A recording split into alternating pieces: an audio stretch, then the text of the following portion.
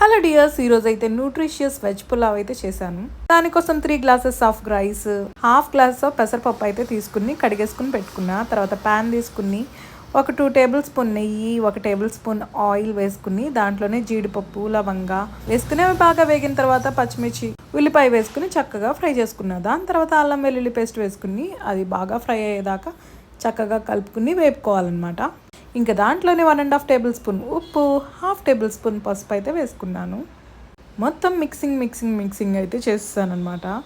దాని తర్వాత మనకి ఇంగ్రీడియంట్స్ మంచిగా వెజ్జీస్ అయితే వేసుకోవాలి. నేనైతే బీట్రూట్, క్యారెట్, బీన్స్, తర్వాత బఠానీ అయితే వేసుకుని చక్కగా ఫ్రై చేసుకున్నా. అందులోనే పుదీనా, కొత్తిమీర పేస్ట్ కూడా వేసుకుని ఒకసారి బాగా కలిపేసుకుని మూత పెట్టుకుని ఒక 10 మినిట్స్ అలా వదిలేసాను. దాని తర్వాత కొత్తిమీర, కరివేపాకు కూడా వేసుకుని ఒకసారి కలుపుకుని అలా 2-3 మినిట్స్ ఉంచేసాను అనమాట. వెజ్జెస్ అయితే చక్కగా మగ్గిపోయి ఫ్రై అయిపోయాయి. ఇంకా దాని తర్వాత ఒక గ్లాస్ రైస్కి నేను 2.5 గ్లాసెస్ ఆఫ్ వాటర్ అయితే పోసుకున్నా. నేనైతే ఇక్కడ కెటిల్లో హాట్ వాటర్ పెట్టుకుని హాట్ వాటర్ పోసుకున్నా, ఎందుకంటే ప్రాసెస్ త్వరగా అయిపోతుంది. అంతేకాకుండా రైస్ కూడా చక్కగా డ్రైగా ఉంటుందన్నమాట, తడిగా ఉండకుండా.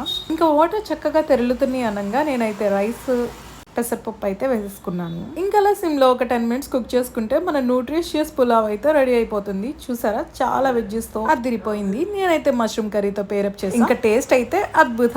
బాయ్.